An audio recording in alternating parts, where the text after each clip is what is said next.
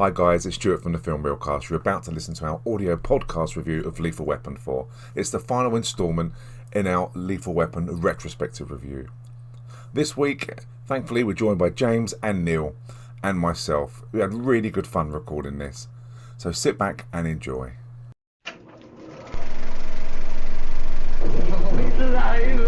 It's alive! It's alive! It's alive! Good morning, Vietnam! Here's Johnny.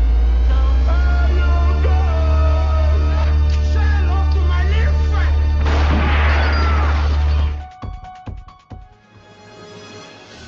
Oh, anybody home? Huh? Think, Miss Twine. Think.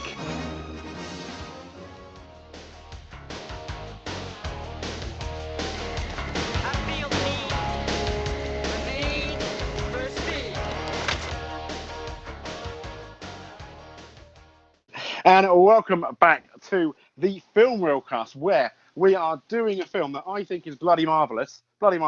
And if you don't like it, you're a plick. Stu. Neil. Call me a plick. You plick. Fantastic, I love it. There we go. James, how are you, my friend? Are you well? I'm really good, thanks. Yeah. We're all good. How about you guys? Tip top. Yeah, I've just watched Lethal Weapon 4 again, so it's all good. I know, yeah. I watched it at the cinema. This is the only Lethal Weapon I was probably old enough to watch at the cinema when it came out. Because there was quite a gap between number 3 and number 4, wasn't there? There was 6 years between. 6 years. Yeah, and a lot of wrinkles I noticed on Mel Gibson's forehead as well. I know, a bigger bank account though. Bigger, yeah. I'll tell you what though, what did upset me a tiny bit, but I understand why they did it, is in all the posters, you got Mel Gibson's face, yeah, and then you have, Glover's face is a lot smaller. And I've always thought, because the way Lethal Weapon is, I know Mel Gibson arguably gets top billing, but in terms of the poster, they should be kind of like even, and it upset me straight away when I did see that poster. Just saying. No, it should be. I mean, Mel Gibson got in excess of 20 million for this, and Danny Glover only got 7 million for this. So Really? yeah. Wow. That's strange, because they don't work without each other. Yeah, Joe Pesci, and he got 1 million. He was a last-minute call, Joe Pesci, and Chris Rock was as well. So Really? yeah, they were kind of like writing the script and changing it as they were filming this. I mean, yeah. I guess we'll get into Chris Rock. He pretty much does. He plays Chris Rock in it. Oh yeah, because Chris Rock is Chris Rock. It is Weapon 4, but it is better than Patsy Kensitt's performance, I'd say, other than her hair, of course. and the scene in which he dies. Yeah. Yes. Yeah, mate, that cracked me. I told my other half that. We had a laugh about that. That was the quote of the podcast. Because Chris Rock, apparently, his character was originally written in as a gay cop. And then when they first started filming it, they've realised this isn't working, so they changed the script to what it is. And like you said, Stu, Joe Pesci was only in it for 3. He only did 3 weeks filming, and he got $1 million for it. That is not bad. It's insane, isn't it? But when you look at the budget of this, I mean, Lethal Weapon was 15 million. Lethal Weapon 2, the budget was 28 million. Number 3 was 35 million, and this was a whacking 140 million. So a lot of that obviously went to Mel Gibson. Well, and I think, the first scene alone is probably the budget for Lethal Weapon 1 with the final guy. And all That's that. incredible. What I liked about that is I looked at that and I thought, there's no way Keanu Reeves and John Wick 2 could deal with this other than these two, other than Mel and Glover. They're brilliant. They're brilliant. You started bashing John Wick. Straight away. John Wick 2. To the podcast. Well, look, I'm an a-hole, but unpredictable. You're unrelenting. Unrelenting, absolutely. Deary me. Neil, we should do John Wick 2 just to piss Stu off next week. If he can't make it. Yeah. I won't be on the podcast next week. So James is using this as a moment of weakness to try and do a film. Bearing in mind he wanted to do Street Fighter. I did do Street Fighter. What a film. What a performance by it was Raul Julia's birthday, I think 9th of March recently. Obviously he's not around anymore. Sad times, but yeah. So you've done Street Fighter, have you? We have done Street Fighter. Yeah. Stu gave it 4.5 stars. I gave it 2.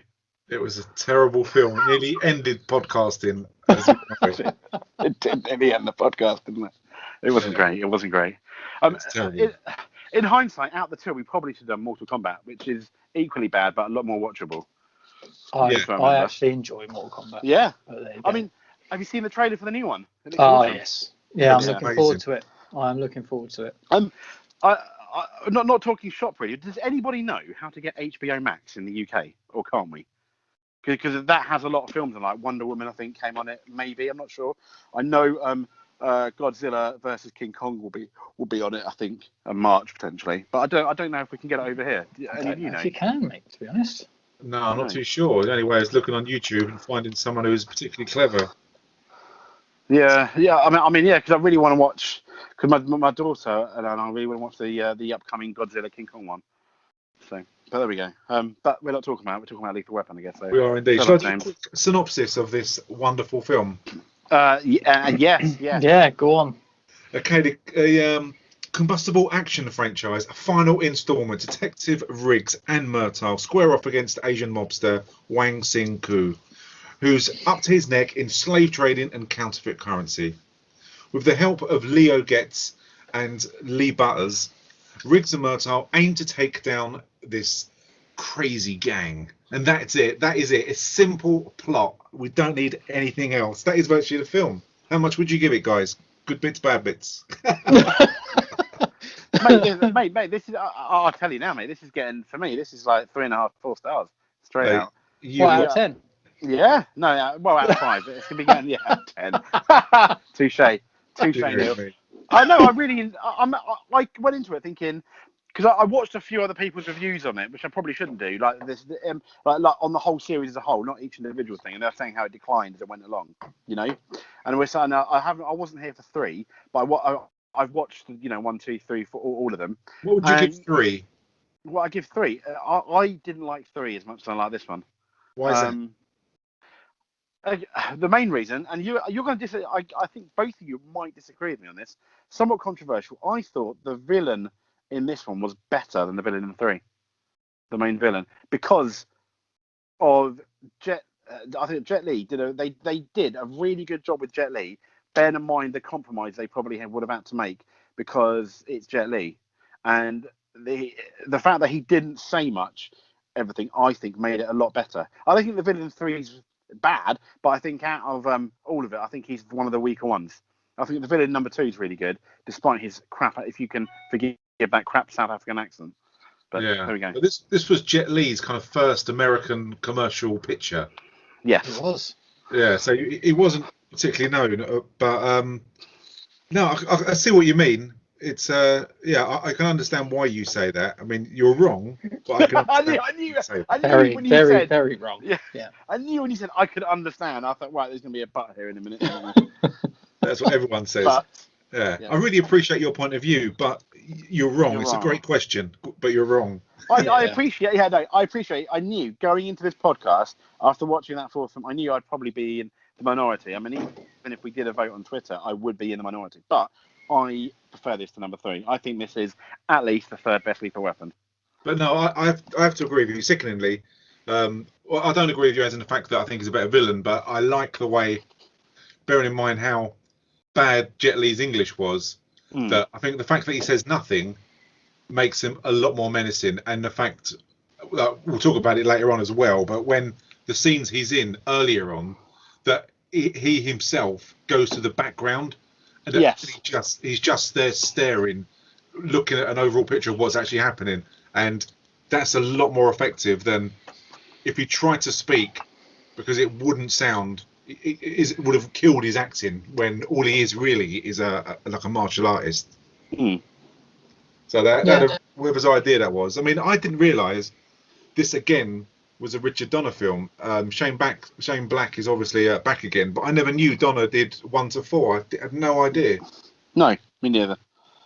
Well, I thought you would, James, because you're a huge Donner fan, aren't you?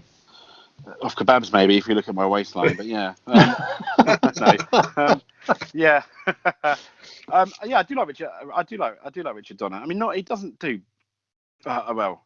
There are exceptions, but he generally does not really bad films. I think when you look at all of them. they're generally quite good. Obviously, there'll be exceptions. When you say all of them, I'm going to put you on the spot now. Apart from Superman and Lethal Weapon, what other ones has he done? What other ones has he done? Yeah.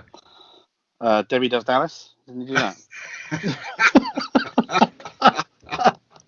No, was that? Am I wrong? I expect you to probably... say Superman 2 or Superman 3 or something. Well, it's debatable. Did he do Superman 2? Because he kind of got asked to leave from that, didn't he? Yeah, he got shafted. I mean, he's done conspiracy theory. I love the fact you've quickly gone on to IMDb. I fucking have, mate. I fucking have. Yeah, I'm not hiding that. As you were saying, he generally doesn't do bad films. What are they? what are they? No, I know for fact. I know he did Scrooge, and that's one of my favourite Christmas films. What, Bill Murray? Yeah, Goonies. Great. What, Richard Donner done Goonies? Yeah, they did. And I don't need to look at thingamajig for that, but I need to look at. He's done The Toy. Didn't know that. Didn't know he'd done The Toy. The Omen, Apparently, of course. The Omen. Yeah. Apparently, he was uncredited in Superman 2. Yeah, because it changed direction, didn't it, halfway through, and then they had the Donner cut, which some people prefer. So, I think thanks to IMDb, you've really redeemed yourself now, haven't you? Out of this. Well, I knew it. No, to be honest, fair play. I knew he'd done the Goonies. I knew he'd done Scrooge, but they're the only two I could think of. And the problem is, they're probably two of his more famous ones. So I was trying to be clever and find another one which I didn't know. And unfortunately, my internet took too long to load to get away with it. So I thought Spielberg done Goonies for some reason. I have no idea why. He may have produced it, but I'm sure Donner did it. Because I'm looking at the IMDb now, and yeah, Goonies is there. I'm sure of it. No, I don't doubt you. I mean, if it's on IMDb, it's got to be true. If it's on the internet, so. Yes, especially like Sarah's opinion on Facebook about something, or that's always true, isn't it? 100%. 100%. No, not all Sarah's are wrong, but yeah. So, Lethal Weapon 4. The start of this film, as you said earlier, Jay, is massive. It's really exciting. Do you think, out of the 4 films, this has got the best kind of introduction? Yes and no, because I think you two are gonna. I'm almost playing poker with you guys now. I really liked it, but you could argue that it almost gets in the bounds of slapstick comedy, because in this film, the two actors are borderline. I don't think that they quite get there, playing caricatures of themselves from the first 3 films. If that makes any sense, I don't think it quite gets there, but you could definitely make an argument for it. I really enjoyed the first bit. Brilliant. Brings you straight into it. But no, I can't. No, sorry. I'm gonna have your complete opposite. I think tonight, James. Good. Because it was just ridiculous. Who is this guy? Why has he got a flamethrower and a submachine gun? Why is he covered in armor? And why is he burning things in the pouring rain? Yeah. There's no explanation of who this guy is and why he's doing it. And why is 2 cops with nothing apart from crappy handguns? Breathing, James. Pardon? You're heavy breathing, are you? Yeah, I sorry, mate. Yeah. I'm not masturbating with it to Neil's voice, as nice as it is. I literally come out of the shower and I did my yoga. I had a shower and then I had to run to the phone because I said 10 past and it was 9 past, and I'm still recovering because of my waistline. Are you naked? So, no, I've got black and white Star Wars pajamas on and a white t-shirt. Was it hot yoga? Was it? It was hot. Yeah, 29 minutes and I burnt 497 calories. Well done, you. Can you record it for me next time? I can. It basically sounds like me trying to have sex with an elephant. Basically, me doing yoga downstairs. Except I'll send that on the internet. Don't worry about it. It's fine. Oh, right. Okay. Yeah. Cheers. It's not good. It's not good. So. Yeah, I lost all complete track of where we were going. Neil was saying how bad the intro is, and it is hard to argue. It just doesn't. It's like every one of the first 3, the opening sequence leads on to what the film's about. Yeah. Yes. In a sense that. Yeah. Or that there's a point to it. This one just doesn't have a point to it apart from the running joke that Riggs takes the piss out of Murtaugh by making him take all his clothes off and dance around like a chicken. Yeah, it really doesn't make sense. I mean, as usual, everyone will be doing spoilers on this, so if you haven't seen it, we're gonna rip this film to bits. But Yeah. as you say, it doesn't make any sense. Of this guy's not robbing a bank, he's not stealing anything, he's just walking down the street with a metal suit. And it looks really good. And when I first saw this, I remember thinking, wow, it's really original. It reminded me of, I can't remember what the film's called, but there's a film where some kid's just had enough and he makes like a suit of armor, puts loads of like machine guns and different weapons on there, and walks down a normal high street and just starts shooting random people until he runs out of ammunition. It's I can't remember what it's called now, but it's quite a good film, and it reminded me of this. But there was no reason, as you say, why this guy is just causing absolute mayhem. It would be nice if even if they said, "Oh, it's so and so who's lost the plot," and we said he'd do it one day. You know what I mean? Yeah, and it was just nonsensical. The whole time they're getting shot at by a machine gun and a flamethrower, and these cop cars keep turning up. It's pissing down. I mean, it's absolute torrential rain. Yeah. Yet everything's still on fire. It doesn't make any sense to me at all. I didn't get it. And then he agrees to take all his clothes off and run around in his pants. Yeah. Which you can blatantly tell that he's got swimming shorts underneath his pants. Yeah. I know. It's just bollocks. It was nonsense. Yeah, I was looking for a little bit of kind of a nubbing because it was obviously raining, but yeah, you didn't see anything. But it was weird. And also, they crouched behind the car and it says, "You go and I'll cover." "No, you go, I'll cover." And he says, "No, I've got a family." "But yeah, I wanted to tell you Lorna's pregnant." It was such a bad way of saying that Lorna, Rennie Russo's in this as well, is pregnant, because their relationship is a really close one and they're in love. So there's no reason why she'd hold anything back like this. It was a really poor way of delivering that, I thought. I don't know what you guys thought. It was such a shit way for me.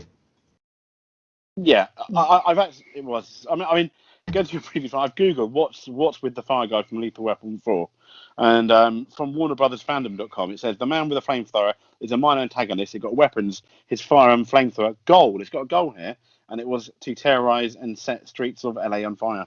So there we go. Yeah. I like the way he died. That they shot his jetpack. Oh yeah. Flies into that big oil or the petrol tanker, and he just blows up, and they cause yet again absolute mayhem and thousands of pounds worth of damage. That was a really good stunt. I know. I think the whole thing was really good. It's hard for me to defend, like what Neil and you were saying. I know Neil brought it up about the fact that it's not relevant to the plot. And in the first three films, we have had something, a bit of craziness in the beginning, which does become relevant to the plot. And that, realizing that, it is a bit of a shame. And you're right about the way, oh no, Rennie Russo is pregnant, etc. That's a bit of a weird way to find out. I mean, because he also says about his daughter's pregnant as well, doesn't he? Yeah, but he knows that. He knows his daughter's pregnant, I think. Yeah, he just doesn't know that who their dad is, that's all. Yeah. But he still doesn't know 9 months later as well, which is a bit odd, isn't it? Well, there's a timeline problem, which I'll mention later on. That they've really fucked the timeline up in this. But I mean, the next scene, it annoys me as well, and it's what me and Neil spoke about last week. They're on the finally Murtaugh's boat again. You see it in water, but it's moving this time. And they're out on the boat, and Leo's with them. One of the very few scenes, and they're still treating him like a complete idiot. And it's boring. It's sad now. It's bullying. They don't need to do it. No, I don't. I mean, it comes into it later, doesn't it? At the very end, It does. You hear this bit about why he's there, but it's I'm not being funny. No one's going to take that amount of abuse. He's had 3 films worth, so God knows how many years of just being bullied. Yeah. By these two idiots. And even he admits later on, Mel Gibson admits, we've never been nice to you. Yeah. So, I mean, Jay, what's your thoughts on that? Or do you think it's good? Because I know you admitted to being a bully years ago, didn't you? Well, you say that. I've got a tear. I've just realised I'm Leo in the Filmreelcast. I didn't want to say that. so that I makes know you exactly what he's going Stu. to. You were lucky I didn't do the intros to this podcast. I didn't. See, once again, it's hard to. It didn't bother me though. I just thought they kind of left off where they went on, and and if you didn't have this at the beginning, and the whole way through Lethal Weapon 4, you wouldn't have had that really nice scene, and it's probably Leo's best scene in the whole of the series in terms of emotional impact. Let's say. Emotional impact. Yeah. Tear in my eye. Which one? The one between your legs? So it was really good. It was I didn't have a problem at all. It was back where we were, and they're teasing him, but he loves it. He loves it as well. At the same point, it doesn't really bother him that much. Though, has he? He hasn't got any other friends. He admits that. Yeah. Yeah, it is quite sad that he comes out with the shit he does later on in the film, and it's sort of, but it's a thing just to tie everything together. But we'll get to that bit, won't we? Yeah. This scene here instantly is like they're out on the sea, aren't they? Which you find out it's not a lake, and you think it would be, considering how calm it is. It's literally like ice, isn't it? How calm it is. And then they've got the fake shark that is apparently a real shark. Yeah, it looks terrible. Which it looks awful. And then out of all of the ocean, this massive great liner comes right by their boat. Of 2 police officers. Yeah. Who then chase it down with their badges. It is crazy, isn't it? But I mean, again, it leads to a really quick action sequence, and you kind of don't really, at the time, you don't realise what's going on and why they're kind of panicking.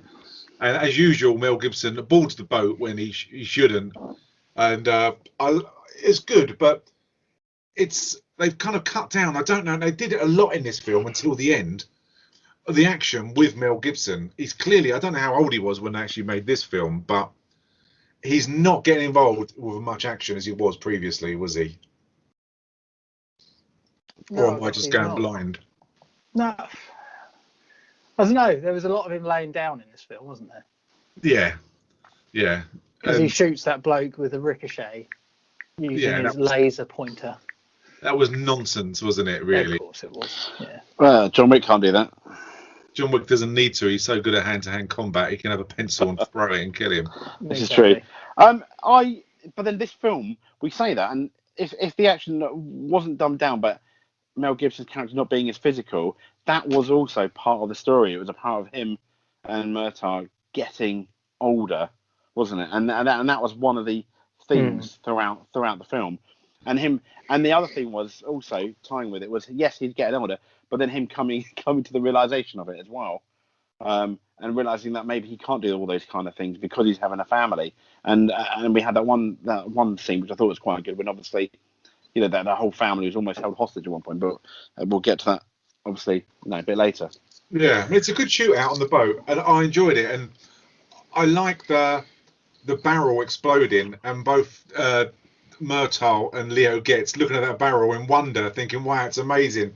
And suddenly it comes down on the boat and it sinks the boat. It is kind of very slapstick that then the shark is after Leo. Thankfully, that's not really played in that much. No. And you then learn that the reason what they're doing is they're people smuggling on the boat, and there's loads of Chinese families. But the boat's obviously grounded on the beach. And the end of it, I don't know why kind of Murtaugh was going on about being deaf and everything. I don't know whether that was an age thing, because he kind of really overemphasised every time that Mel Gibson spoke that he couldn't hear him. And he kept saying, what? I don't know whether that was, they were trying to say, well, he's older, he can't hear, or whether there was actual explosions. It didn't make a lot of sense. I don't know if you picked up on that. No, I didn't, to be honest. But I'm guessing it would be around the explosions of the boat. Yeah, stuff I wasn't like that, too maybe. sure. Yeah, but I mean, it's good that Mel Gibson on the boat, when he's kind of going through all the different rooms, that he does get his ass kicked, because he's got to get to a stage where he simply can't go on. So I like that fact. But then they do discover, when all of the Chinese people get away, a family in a boat. And I had real issues with this. And I know they were trying to send out a message, as in the slaves. And it was going back to Lethal Weapon 2 a bit, when they're talking about people being oppressed and traded. And it was going back to, obviously, what they were talking about, like the message with regards to the apartheid, weren't they? That's what I thought. Yeah, it seemed to affect Murtaugh more than Riggs. Yeah, I mean, it's the underlying story of the thing, isn't it? That human trafficking is wrong, which it obviously is, but it is the underlying thing, and he refers to it, doesn't he, about rescuing people, and there's lots of comments made to the guy that's there to deport them and stuff like that, or sort them out, and he's very blasé about it, like people would be if you worked in that industry. And he makes reference to his forefathers, not being released and stuff like that. So it's another political statement, isn't it, that's often made in these films. So I think you would be blasé, because that guy, he was very blasé about it, like the immigration officer, whoever he was. But I think that's because when you deal with this every single day, you become numb to everything you're dealing with. It must be like when you work in a mortuary, if someone brings a body in with no head.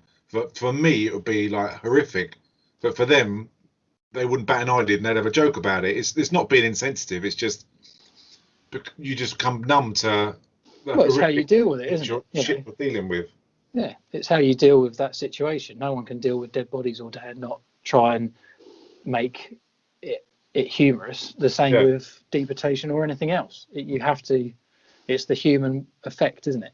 Yeah. Jay, what did you think of the fact that when Murtaugh found the Hong family, as we know them, in a boat, he decided to keep them?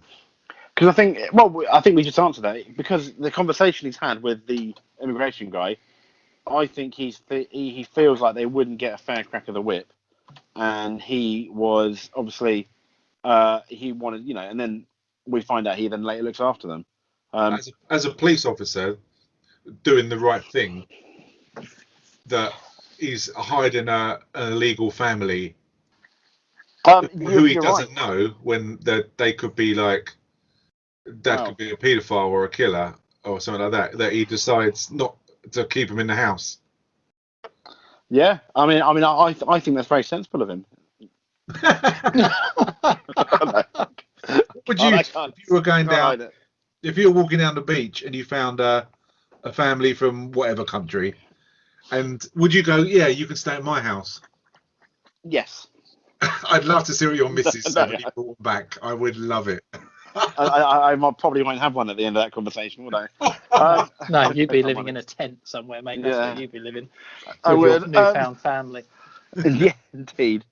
Yeah, I mean, once again, kind of like in the beginning bit, as much as I like this film, it's that whole thing is a bit hard to defend, and I guess the frustrating thing was they could have come up with a very quick couple of sentences or plot reason why they're staying at his. He could have offered his home up while they're currently seeking asylum. Because they had nowhere else to stay, maybe, or the hotels are full, or something, because there's so many of them. He could have offered them up or something. And it was late. You could argue maybe it was lazy writing.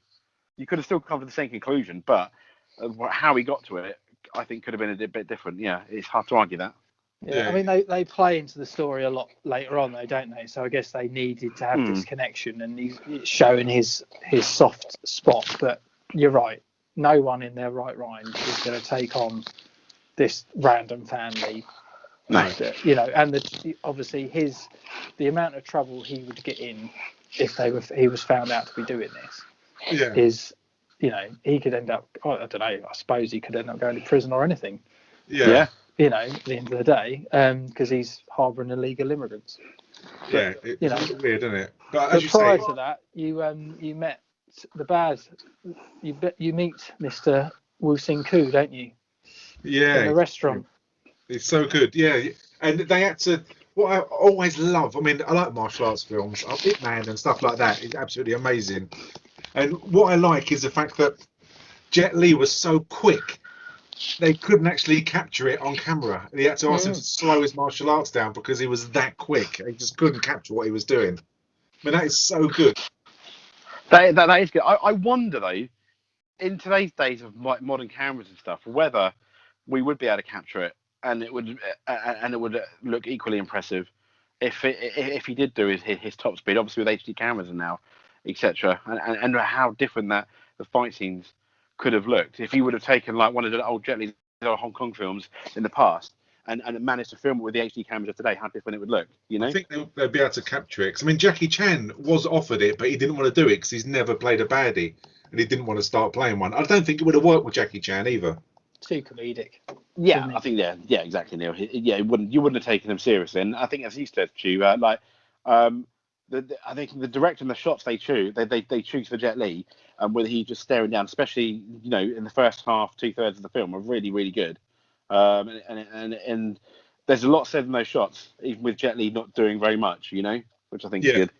Yeah, and they, as you say, Neil, the scene is when they're in the restaurant and you've got Uncle Benny there, who's like the kingpin of Chinatown, talking to Wah Sing Koo, with Jet Li's character. And they want to know about a family in particular. Did they make it through when he finds out that the boat has been was it imported? Is imported? Is that the right word? I imagine so. There is some word that they use that I'm too bleeding thick to know what it is, and you find that they're paid off. That's true though.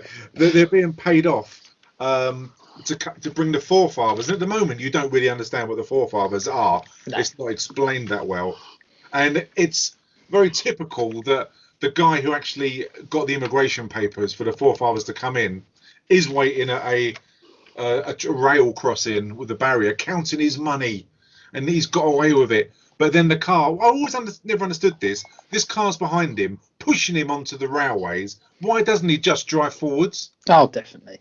It's just ridiculous, isn't it? It is. Oh, let me try and reverse against a car that's bigger than my car while this train's coming towards me. It's just put your foot down, mate, and go.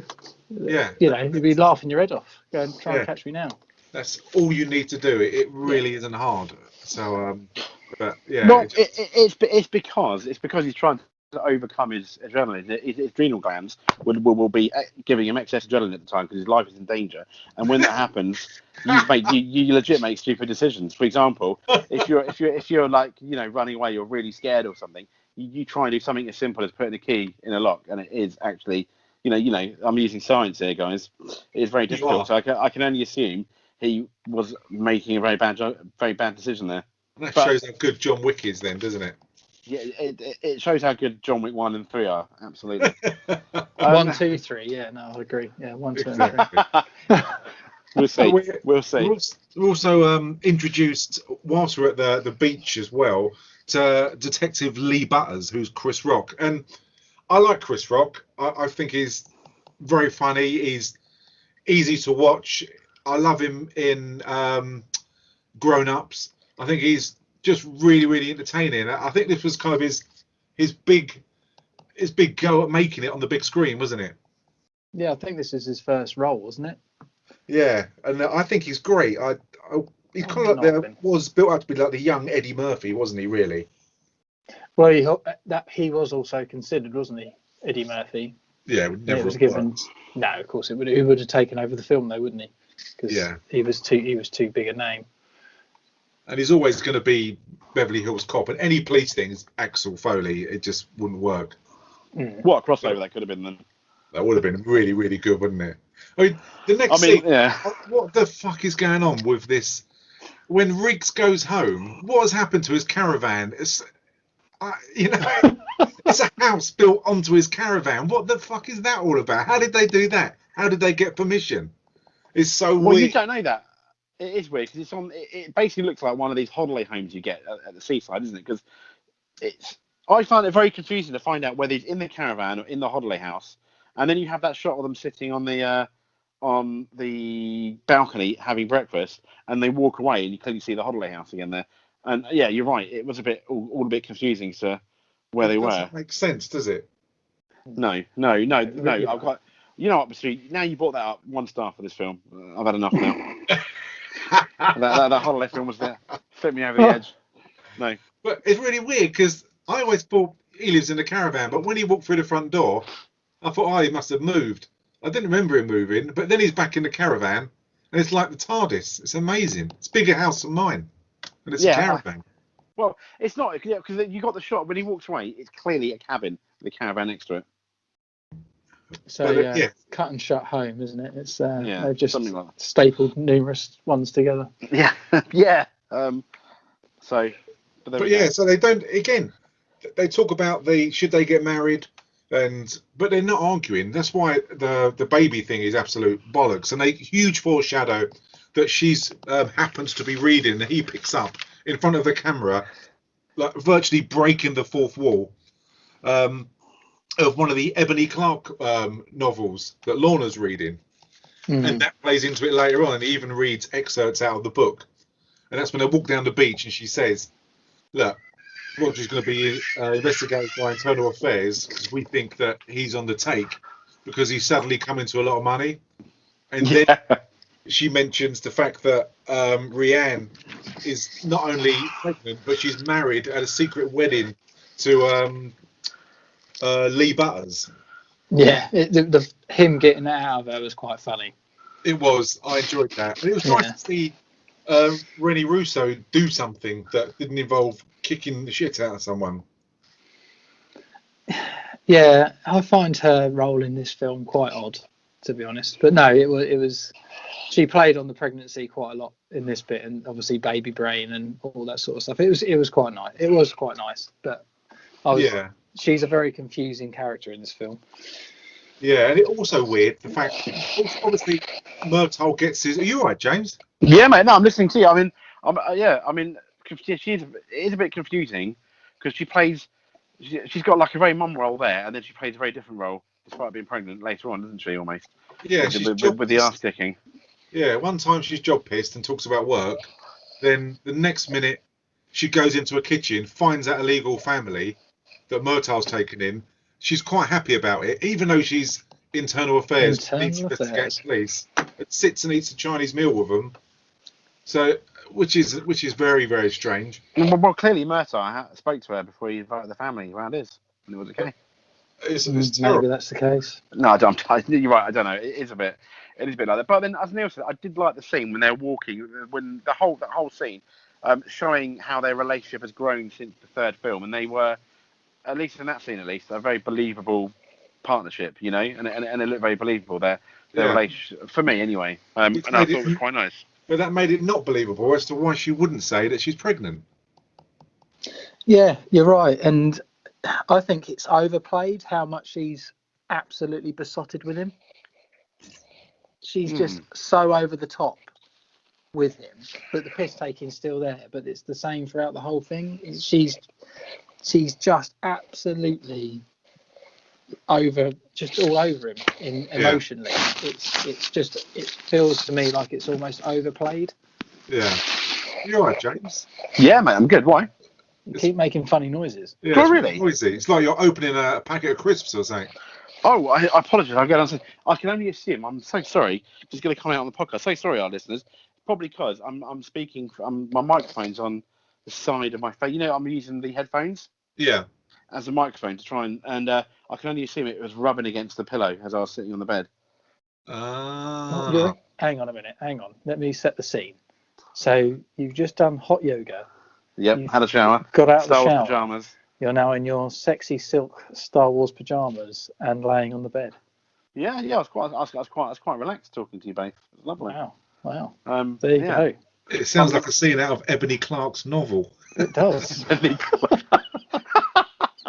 does. Yes. Ebony Clark's novel. Very good. Absolutely. So, and again, at Murtaugh's house, like Murtaugh's getting like wads of cash out again to remind everyone that IA think he is on the take. And there's not there. When I first saw it, I initially thought it was something to do with the Chinese family, funnily enough. But that was back in 1998 when I was like, 17, 18? A bit clueless, I'd imagine. So. Well, when I first watched this, I thought he was on the take. Like, I thought maybe that's going to be a twist in the storyline, you know? Oh, yeah, that'd be good. Yeah, that'd be really weird. Yeah. And you find out the best way of actually getting promotion is by destroying everything, and then they're both promoted to captains, so they won't destroy stuff. I mean, it's so weird, isn't it? And contrived. It's unbelievable. I wonder if that would work over here. I think what I think what's really frustrating, what I found frustrating about that, looking at the film now we're reviewing it, didn't bother me at the time, didn't bother me at all. But when you look at the film, when you're going to review it, you kind of watch it a different way, don't you? What was really annoying is it meant nothing throughout the whole film, and it was taken back, and at no point did that mean anything. It was completely pointless. It was just put there as some kind of plot filler in a well, it's not even a plot filler. No. It's just a scene in a 2-hour, 7-minute film, which you could have cut, wouldn't have made a difference, and would have made the film a bit shorter. I mean, I didn't have an issue with it at the time, but yeah, you're right. It just that was more. Yeah, that was completely pointless. Well, of course, they drive for a fucking building as captains. Yeah, there is no. They're not. It doesn't keep them off the reason is to keep them off the streets, and then they just go investigating. It's so padded out. There is a lot of padding out in this. No, you're right. And if anything, the captain, that scene, if you wanted it in, should have been at the end of the film.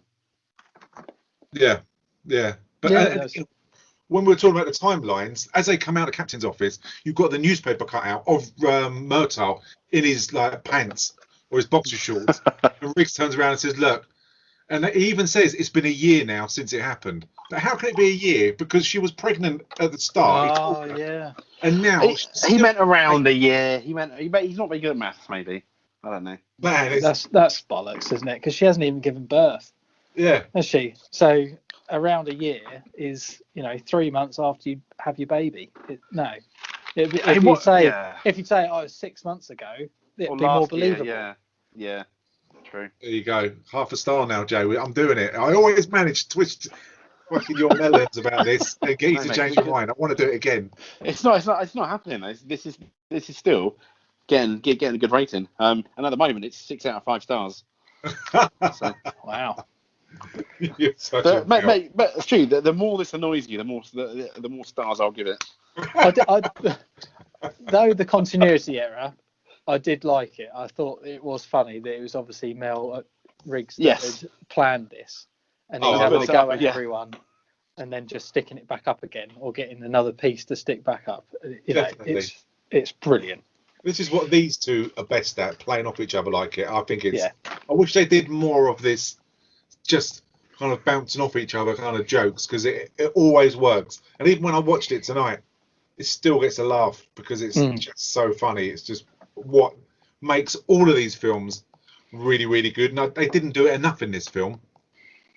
No, it'd be interesting to see how much was ad-libbed as well. I'd imagine a lot more in this film possibly would have been than maybe the first 3, or definitely 1 and 2. Yeah, Chris Rock probably ad-libbed a lot, I would have thought, because that's his style, isn't it? Yeah.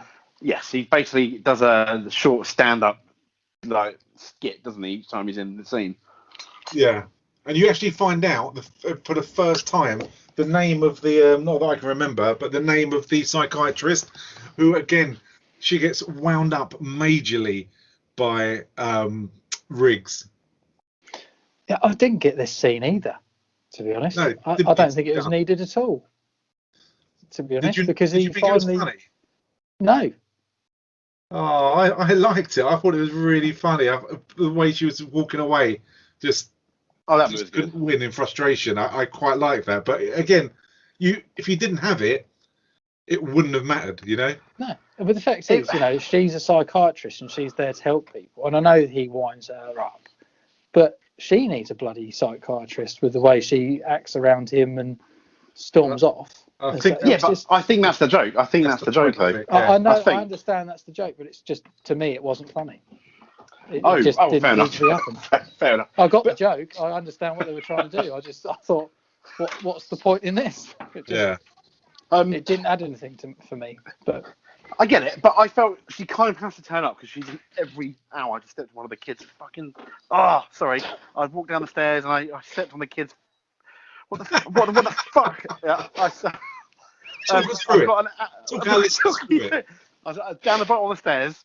I stepped on. There's a lion, a race car, a blue croc, and a fucking book about a pig to send Animal Arc.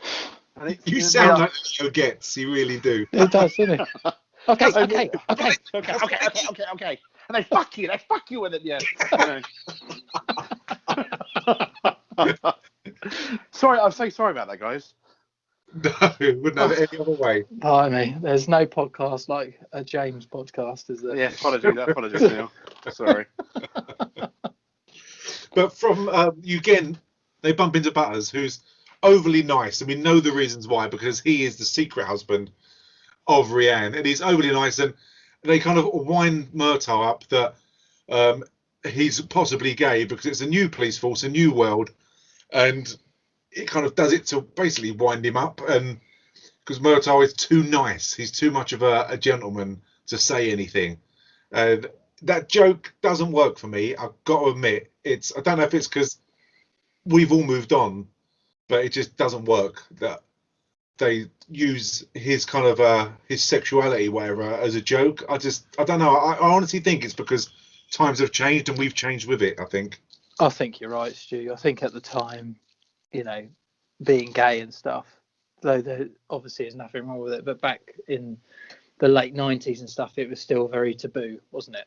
And I think, men were very worried about it, and, heterosexual men were like, a bit standoffish of it and stuff like that. So I think you're right. I think it was very much at the time. Yeah.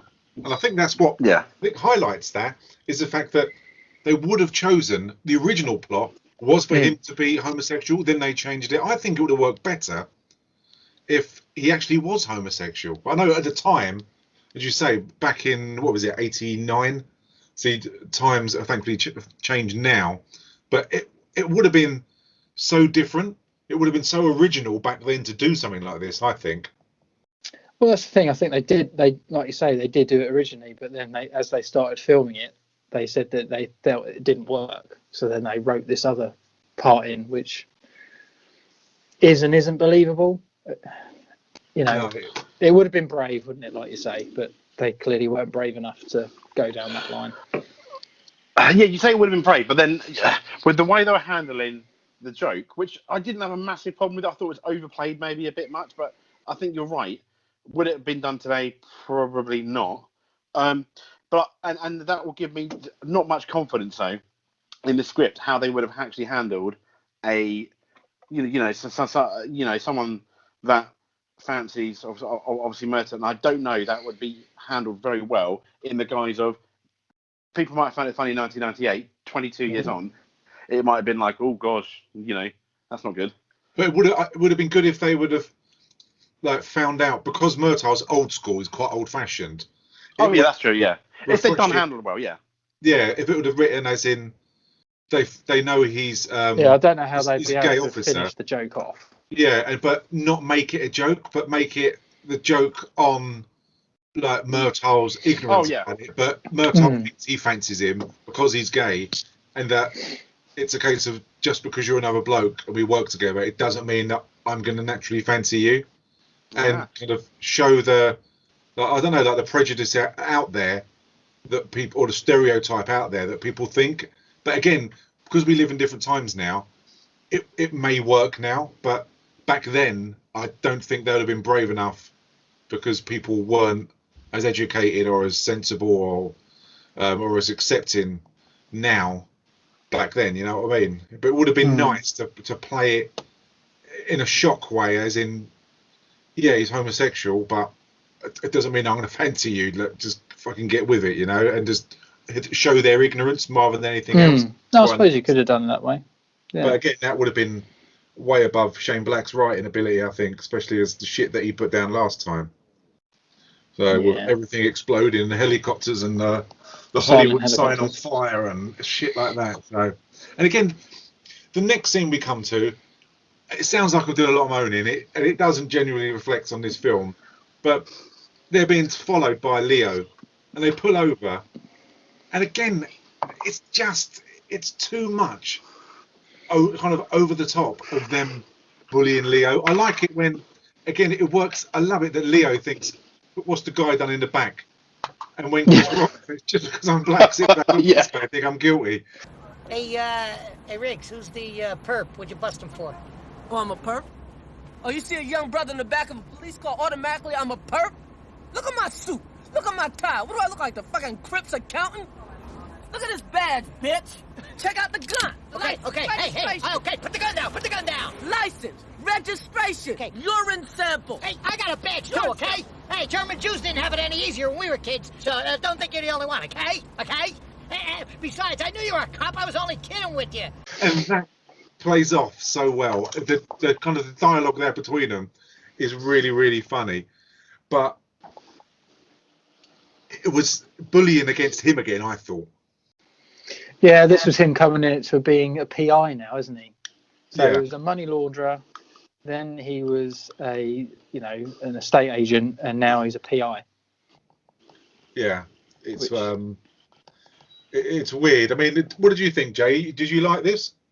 Yeah, I loved it. Did you think it was bullying? No. Yeah, I mean, it was bullying, but it didn't bother me to the point of it's not real. It's a film.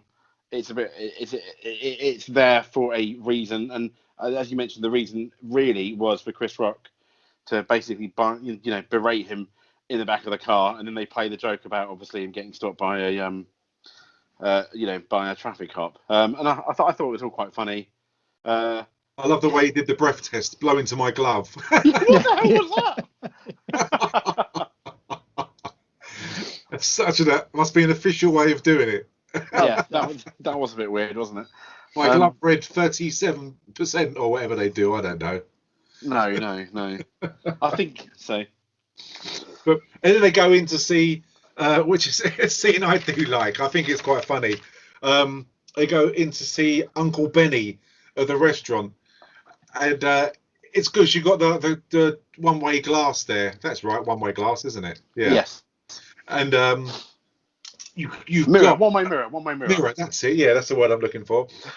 And Jet Li hides at the back, and the way they take the piss out of Uncle Benny is just quite funny. You got that kind of, the dialogues is really, really quick, and I think this works really well. This is going back to Lethal Weapon 1 and 2, that they do this so well, both of Murtaugh and Riggs. Yes. Oh, yeah. No, absolutely true. It is really well done. I think some people looking at it now might be a bit sensitive about it. But yeah, I mean, it's fried rice you plick. I find that it was good, and it was very clear going into it that they knew Uncle Ben, they knew him, and it did feel like the two of them fine. There was a relationship between Riggs and Murtaugh and Uncle Benny, because obviously he knows them as well, doesn't he? Yeah, they've worked, or they've worked together. They've been against each other before, haven't they? Sell any heroin? Buy any cops? Kill anyone lately? How's the restaurant? Have something to eat. Give you the police discount.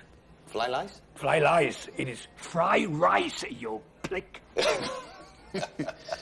Yeah, and it was a very good example of the director doing showing, not telling, in terms of you didn't have any, Uncle Benny, we go way back, etc. on the way there. It was just, in that little scene, you knew straight away from the dialogue they were having that there's some history there. Didn't matter what the history was, but they know him, and I thought that was quite good.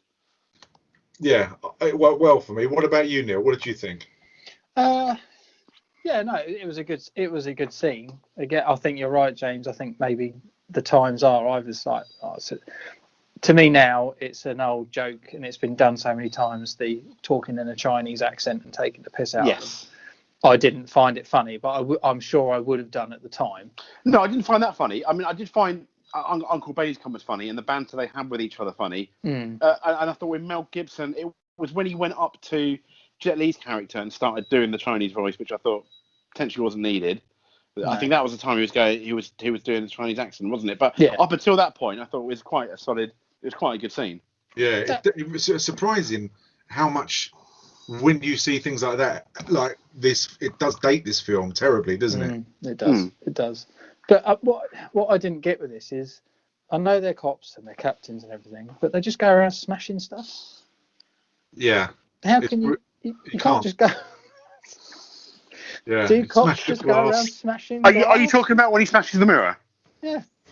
I mean, I think the view of that is, yes, they're not real cops. Real cops, I imagine, don't do that. But I mean, Mel Gibson. Riggs gives a point after he smashes it. Well, they're not exactly going to call the cops, because it's quite obvious for everyone that Uncle Ben's restaurant is a front for obviously dodgy activity, and it was just a way of him saying "F you," what are you going to do about it? And yeah, you're right. You're right. So, but it does lead to a good foot chase, which again highlights just how old both of them are, doesn't it? Mm. Yeah. But we do get the running chase with Mel Gibson, which we've had in every single film, and Danny Glover jumps on a bike, and you've got Chris Rock there, who is young enough and fit enough to actually keep up. I mean, I quite enjoyed this foot chase. It was the most they could do, bearing in mind the age of everyone, really, isn't it? Yeah, but Mel still runs, doesn't he? He runs and runs. I know he doesn't catch up to him, but well, he sort of does and doesn't. But he enough runs still. He does. I don't know how much of it is actually him, because some of it is, but a majority of it is behind him. When you see him running.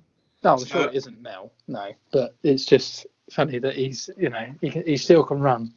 Every film he can run for what feels like miles at full pelt.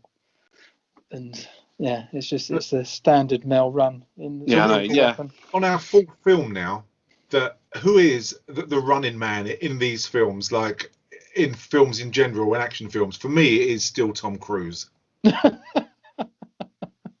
Tom's my man. But he likes to have a run as well, doesn't he? To be fair, he's a legend. It's true. He does like to run, and he's only got little legs, so yeah, that does make him even more special, doesn't it? Careful, I'm only 3 centimeters taller than him. Are you? Yeah. Are you really? Yeah. I'm 173. I think he's 170. But he wears. A lot of people say he wears lifts in his shoes, doesn't he? Yeah. He has to stand on boxes and stuff like that, doesn't he, in certain scenes? Oh, sorry. Yeah. I mean, I remember when he got cast as Jack Reacher. I thought he's a good actor, but completely the wrong. For the Jack Reacher films, I thought it was completely wrong, miscast there. Yeah, I mean Jack Reacher's a black male, isn't he? No, he's not. Isn't he? I thought he was. He's white and he's got blonde hair, I think. I'm thinking of Alex Cross, aren't I? He's I think James Patterson books Alex Cross. Yeah.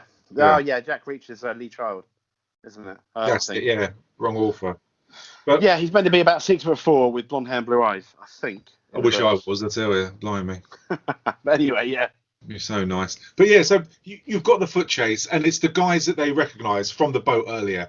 And majority of it is chasing, and it's not a lot of action. And they capture one guy who turns out not to be the guy, or I don't know whether he is or whether he's just fobbing him off, but he says he's from a local restaurant, and you get some real shit jokes about what was on the menu. Then they let him go. And Mel Gibson is hanging onto a roof. The other guy gets away, and he falls into a wheelie bin, which they line up below. That's the longest fall in the world, isn't it, from the shortest distance? Yeah, it's huge, isn't it? It really is. It's like Empire State Building fall. It's incredible. It's ridiculous. It's like, mate, he's only up a little bit. He could have fallen down and sprained an ankle if he'd just fallen off normally. But it takes him 3 hours to fall off a tiny ledge. It didn't really work for me, this scene. It was a bit long-winded, and again, they kind of put too much effort into virtually hardly any payoff whatsoever. Yeah, and like you say, that guy, they just ask him what's on the specials. They don't know what's on the specials, and he just reels off a load of typical Chinese food. And they go, oh, all right, and let him go. It's just... There was no joke there, was it? No. Again, it's like, you're Chinese, you must work in a restaurant, and that's it. It was just did not work for me in any way whatsoever. But what did work was when suddenly, unknown how he knows he's there, Jet Li is up on the roof. And that's when you start to learn that Jet Li is probably in charge, and he's really menacing, and he's extremely ruthless. And he doesn't do much karate, or kung fu or whatever he does. He's amazing at it anyway. But he takes this guy out just Matrix style, one hand. And it's absolutely awesome. I love martial arts. It's something that I really wish I could do. But it's so good. There's a reason why you don't do it though, Stu, is because you would be the best. That's what would worry me. That it'll be something else that I'd be good at. I'll have to have it to the CV. You'd accidentally kill someone with it. Yeah. My CV you try would be and give like someone a hug and 20 pages instead of fucking whatever. But I know I'd be good at it, and it'll bore everyone. Yeah, exactly. They go, oh, there's Stu again, kicking over things, Yeah. Fuck's sake, give it a rest. Can't get his leg above 4 inches in the air. Yeah. But from obviously Jet Li kills the guy because he has fucked up and he can't be trusted and he's incompetent. You go back to Murtaugh's house where you've got Hong, or the kind of the dad, and he's very similar. He has a really heart-to-heart chat about kids, about growing up and the kids kind of leaving the nest, and it was a kind of padded out but a nice moment. It was quite nice just to see Murtaugh. I always think he gets hard done by screen time in all of these films, and it wasn't particularly the best acting, but it was nice just to see him get some screen time for me. Yeah, it built the story, didn't it, between him and the family, that he's allowed to live in the home, and this mutual respect between him and Hong. So no, it was quite touching. Yeah, like you say, the acting wasn't particularly brilliant, but no, I think it was a scene that it added to the story, because they did, like I said, they do come into it quite a lot later on, don't they? Yeah, he gives it a watch, doesn't he? Which is which is quite nice, I suppose. But yeah, it was just, I like Danny Glover. I think he's a really good actor, and it's just, I think, as you said earlier, Neil, when the poster, it's even Mel Gibson. Was it you, James? Mel Gibson's bigger than Danny Glover. Yeah, it's not right. I don't think it's hard done by. But the next scene, because I'm really thick, it was only now that I'm supposedly an adult that I actually understood what they were doing in the next scene. And the forefathers are 4 heads of the Triad, the Chinese syndicate that once ran organised crime in Hong Kong, and the Chinese took over Hong Kong when England left it in '97. And no surprise, I'm actually reading this. And they imprisoned the forefathers, and what then the Triad currently operating out of Chinatown, Los Angeles, headed by Jet Li and assisted by Uncle Benny. So they're attempting to buy back the forefathers from the Chinese government. That's why they're kind of paying them the money. I didn't realise that. I just thought that I didn't actually fucking have a clue what they were doing, to be honest. It was, and I was really embarrassed that a storyline in Lethal Weapon 4 confused me. I'll be honest, when I was watching this, I knew it was obviously something to do with Jet Li and Uncle Benny, but at the time I had no freaking idea what was going on, to be honest. It sort of just seemed to flit about, and like, so it's something else just to do with the, the illegal importation of people, smuggling the people. But it was a bit weird, wasn't it? But so they didn't even explain what they were doing. But again, I'm stupid. James, I bet you understood it, didn't you? No. Thank God for that. Excellent. But a scene I did understand was the next one, where again they're fucking shoving age down your throat. Not that I need it at my age, but Mel Gibson is boxing a younger kid, and he fakes an injury. His shoulders put out, he can't carry on. That's when he says, "Look, I was faking it and I can't do it. We're old." And I know they're old, and I don't know it intentionally, but in the background there's always someone who's really fit and ripped behind them. Oh, that guy is ridiculously stacked, isn't he? I know. It was like Arnie from the 80s walking past, wasn't it? It was like walking past Stu and James in the changing room. It was ridiculous. Oh, yeah, as if. Stu and James are sitting down on a bench chatting. That's who they get. I'm too old for this. Yeah, I know. And that's us after one thumb war. Probably known us. So, destroy us. But I didn't need to know just how old they feel. I can see it. I get the general gist of it. I don't know what you guys thought about it. It's a laboured point, isn't it? In this film. See, I liked it because I knew you'd say that. Of course, I liked it. And now this is getting 7 out of 5 stars because I know it upsets you. I did another star. I thought it was quite good because it kind of like I get why you could say it labels it, but I think it's quite important for the character of Mel, which then plays into the last scene when I think in their fight with Jet Li, is he realizes he's not what he used to be. He can't do what he can do, and I think also it makes both their characters potentially, if I think I'm watching it the first time, vulnerable to the point of, are both of them going to come out of this film completely unscathed, or was one of them going to die? Did you really think one of them could die then? When I first watched it, I did. Yeah. Come on, you've really read into this scene, haven't you? No, but I'm just saying that Good was my man. feelings at the time. Well, no, but no. I'm just defending it. I'm just defending it against two horrible people.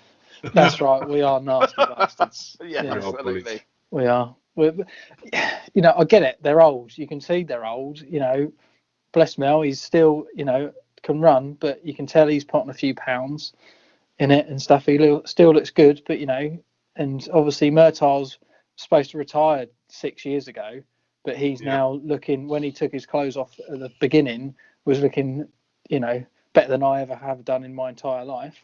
So. He looks good, doesn't he? Murtaugh looks really, really good. Yeah. He's, you know, for what he must have been playing someone that he's pretending to be in his 60s or whatever now. Yeah. You know, he's not bad. Let's be fair to him. God, no. You know. What did you, James? What did you think of the next scene? Because I know you got lots of praise and love for this film. They're back in the office, back in the police station, and it's the first time properly that Leo meets Butters. And you realise that they're exactly the same kind of personality, and they have exactly the same conversation. I liked it. I did as well. I thought you'll be surprised. I was waiting for you to say something. That's why I was so sure. No, I thought it was good. It was basic. It was almost like a stand-up routine between the two of them, but I think it worked. It worked really well. I did. What did you think, Neil? Well, they just pick on Leo again, as they always do, and they take the piss out of him, pull him out of the chairs and all this sort of stuff. And he tells a stupid story about him buying a fake dog to solve the case of the missing dog and painting it a different colour just to show his incompetence. And then, it was nice to see for a moment after they had the tete-a-tete in the car, in the back of the car, that they can bond. Yeah. So it was nice in that way, but after a while, Chris Rock realised he's like, "What the fuck am I talking to this guy for?" Yeah. And then mugs him off anyway. Yeah. I like the initial banter between Leo and Butters. I like that. I thought it was good, but it does get a bit repetitive. But I mean, the next scene I like when they go back to Murtaugh's house and the Triad gang are there, got their family hostage. I was really unsure which way it was going to go. I have to say, I thought when I originally watched this that Rennie Russo would lose her baby, and that would be the fuel that kind of Mel Gibson needs to take down this gang. I was hoping it wouldn't be, because he's had a really shit run of things with obviously missus keep getting murdered all the time. But I was glad that didn't work out. But again, I liked the fight. It was good action. I was glad that they both got their asses kicked and that the baby was absolutely fine, because it's more realistic. They're never going to take these on. And again, it shows how good Jet Li is, that single-handedly he just stands there and watches, and he just takes everyone on himself. And they even admit that bloke just kicks shit out of them. I mean, you've done wrestling, Jay. You know this stuff. Oh, God, you know what, mate? I was counting down to that at some point in this episode. But, yeah, you're like the Jet Li of the wrestling ring. Mate, I'm bloody not. I can assure you. You are. The Stallion in the house, taking out Mel Gibson, taking out Danny Glover. I can see it. Honestly. One-man army. Well, what can I say? I'll be crying in the corner, I'd imagine.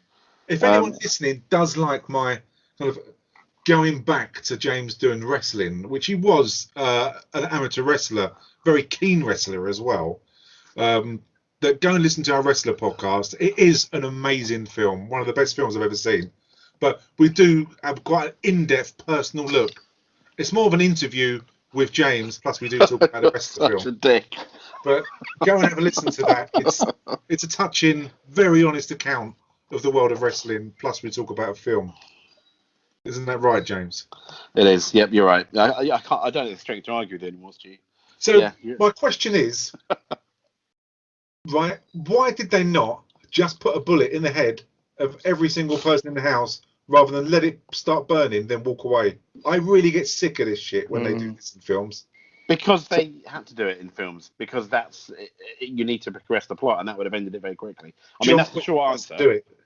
That's the short answer. I think the long answer is that he's a Chinese triad and a really evil bastard. So he wanted to make them suffer as long as possible. That's poor house. His house insurance must be a fortune. Yeah. Well, it's been blown up, driven Cars through the window, everything. Yeah. It's unbelievable. I'd love to know what his premium is. But they are about to die when the younger child of the Hon family comes in with some scissors. Conveniently, they're not handcuffed because they'd be screwed then and they would die. But they are duct taped. So the little kid does go and rescue them, and they all escape unharmed. And again, when Butters turns up, he can't tell them that he's the dad. He just has to lip read in an amazing. It's probably the best lip reading acting I've seen in a long time. Well, do you know what really frustrated me about this scene? And I know I clearly don't like this film. Is the fact that they're all tied up on the floor as it's being set on fire. And tell me if I'm wrong here, but they're all on the floor coughing and spluttering because of the smoke. But yet all the guys setting on fire are just standing around, not having any issue breathing whatsoever. No, it's amazing, isn't it? And I'm pretty sure smoke rises. Yeah, it's a nonsense. It's bollocks. But no, you're right. It was quite nice, wasn't it, that when old Butters turns up and he's clearly shitting himself because he's hoping his missus is all right, but he can't say anything. But everyone else knows, apart from Murtaugh. It is good lip reading, though, isn't it? He must have had training. You can't just do that stuff off the cuff, you know? Yeah. I do also like the fact that the little kid cuts all them open with safety scissors. Yes. Safety first, you know? Yeah. That's the most important thing. And we do get following that. Luckily enough, he asked them for with a helicopter flying over, can you find 2 black cars on a motorway? And they joke about it, but they actually do. In all of the cars in, Los Angeles or wherever they are, they do find the car, or both the cars. But I really like this action scene. And all through the films, the practical effects are really, really good. And I look forward to this one because I remembered that I couldn't remember what film, but there was a chase on the motorway when they had this big caravan that they were towing, and he was sliding down this table. It is over the top. It's unbelievable. But it's really, really good that a stuntman has done this. I always think it's incredible when it's a person actually doing these amazing stunts. And I love it also that you can tell that it's not Mel Gibson. Oh, big time. I think it's brilliant. I think it's so good when they do these stunts and you think, fuck it, the stunt is better than the person doing it. So it doesn't matter if it doesn't look like him at all. I just think it's great. It's an incredible stunt, isn't it? Yeah, this was filmed in Las Vegas. Oh, really? Yeah, because it was the only state that would allow them to do it. Wow. Oh. So every single car on that motorway, obviously, is stunt drivers. It's incredible, and isn't stuff it? like that. So, yeah, but Los Angeles and nowhere else would let them film it. So it was actually done in Las Vegas. All of those people have got to be paid. And you can understand why films have such big budgets when everyone has got to be paid. And there's shitloads of cars on the motorway, isn't there? Yeah, it's very well done. It really is, even though you can tell it's not Mel because the guy doing it is about 3 times the size of him. Yeah, it's so funny. It really... It's hilarious, especially when he's being dragged along on the table. The guy's fucking huge. Yeah. That or it's all the padding that he's having to wear just in case he falls off. Yeah, it's so funny. But it's really good and it's really original. That the plastic side sheeting to this kind of porter cabin that they're towing gives way and he's dragged down the motorway on a wooden table that can take high-speed chases that doesn't break away. It's amazing. It must be mahogany, but it's really entertaining stunt. I love this. I've got no problems with it not being Mel Gibson like overtly. No. It just works so well. What did you think, James? Like it. No, I loved it. It reminded me of it didn't remind me of, but it's almost like that scene in the Matrix sequel. You know, kind of almost reminded me of that because it was so epic and they were going on for such a long time. It'd be interesting to see what stretched. They actually filmed it on. It was brilliant from the start to him getting in the caravan, and then the whole at some point they're going to fall out, don't you? With the slightly stronger than cling film or whatever they were using at the side, and Do you know what always gets me though, is that the henchmen, they're driving like absolute nutcases, don't they? Then all of a sudden they slow down so they can be caught up again. Yeah. It's Wouldn't you just do one okay. until there's no way that you could be caught? But they don't. They just sort of, shit, they're chasing me. Oh, we got away from him for a little bit, and they just slow back down, don't they? To normal traffic henchman speed. etiquette. Yeah, it's like only speed when you have to.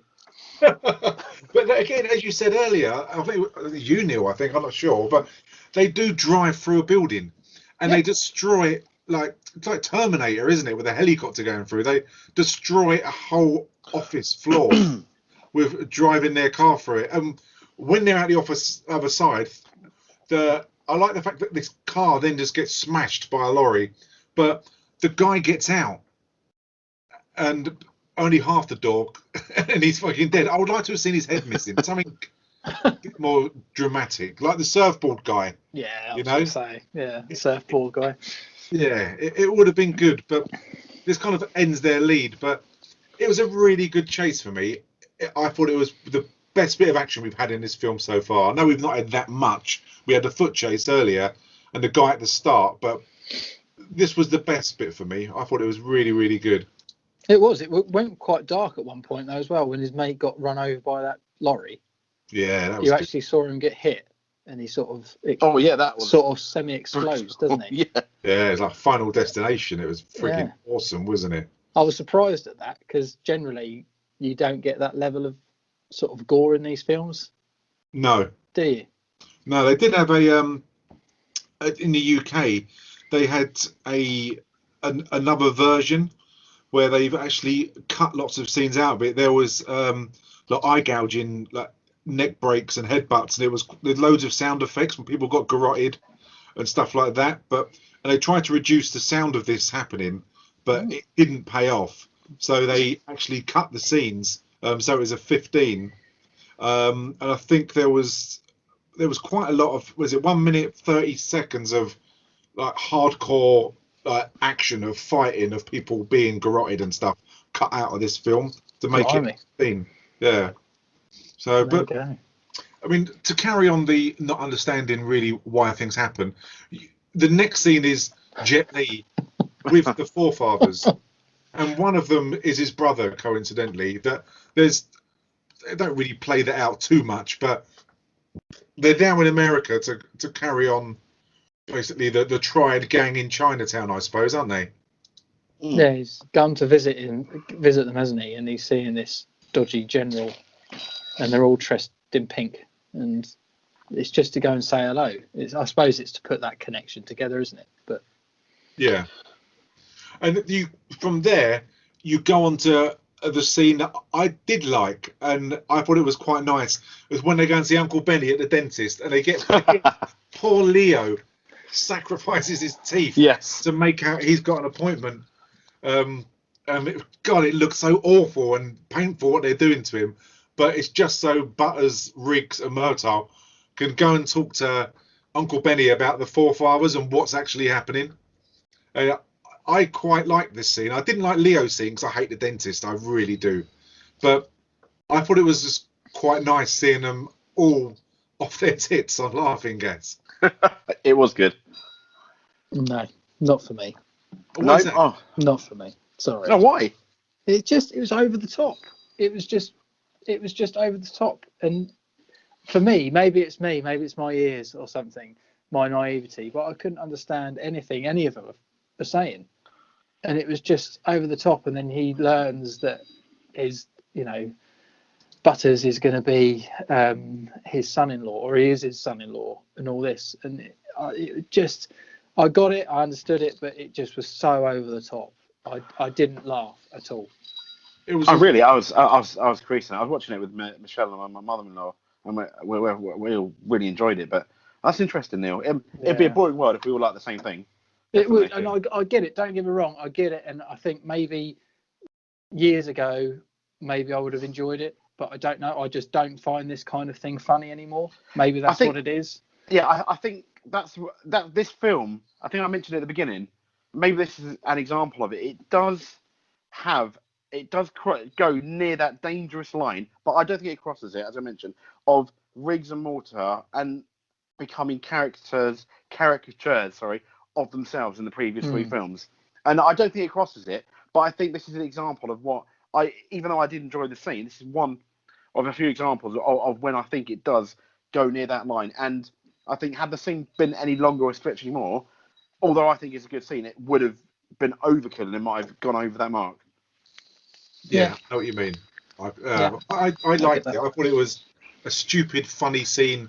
It was a weird way of introducing the fact that he has got a baby coming and now married. Yes. It was a nice. It was a way of doing it without any controversy, without any arguments. And I think it was the easiest way of doing it with humour, of introducing the baby. But it was strange. I mean, from there you then go to the factory where Hong gets reunited with his uncle. His uncle has told him he's stopped working. He's making these plates to print the money out, and it's strange. He said, "I'm not going to work." And then Hong gets introduced to his uncle, and immediately Jet Li breaks Hong's neck, and that is it. It shows how ruthless he is, and it's a shame because he's come all that way, and it's just a waste of a journey, isn't it? Yeah, but I think that whole thing, the whole relationship with Morta and Hong, and what happens, Murtaugh, so Morta, God's sake. It's the fourth freaking film I've, but yeah. I think that's like the film so much. Morta, yeah. The main reason I think we had that scene and the whole relationship, and it was built up to this, but was obviously to give something Jet Li to do, for Jet Li to do, and to make us dislike him more. Being obviously the main villain, because at this point he hasn't done that much. When you could, even though I think he's he's for me the second best villain in the series, but in terms of actually doing anything and being proactive about anything, he's done very little compared to the other villains up until the 2/3, 3/4 point of the film, compared to the other Lethal Weapon films. Yeah, I'd have liked to have seen this film made instead of number 3.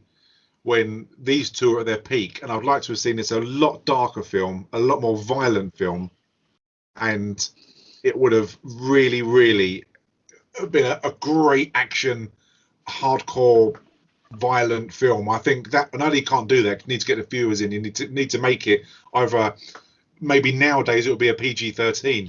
But well, you say that, Stu. You say that. Seeing a more violent, dark film would be great. And I think it would work really well. And I think studios, are silly now when they're very scared about doing R-rated films. They don't think they do very well. When it's been proven with Wolverine and Deadpool, for example, if you take away the superhero, yes, they're superhero films, but they're R-rated. And normally you think superhero films, kids straight away. As in, you're going to be potentially one of your main audiences. But they were very, very successful, weren't they? And I think studios shouldn't really be scared of doing that at all. No, but they want these bigger audiences as possible, don't they? It's all about the money rather than... They do, but yeah, you say that. But had you made Deadpool a 12, I doubt there would have been a sequel, and I don't think it would have made as much money.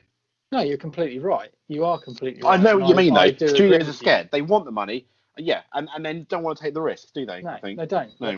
They see the dollar signs over the actual art of filmmaking. Yeah, absolutely. These days, and I think you're right, Stu. That this, thinking about it, if they'd done it without as instead of a Lethal Weapon film, it could have been a really good action cop film. Yeah, it would have been really good. It would have been a proper cop thriller. Yeah. You could still have the very dark comedy in there and things like that, but I think the storyline is very good with the human trafficking, the money laundering.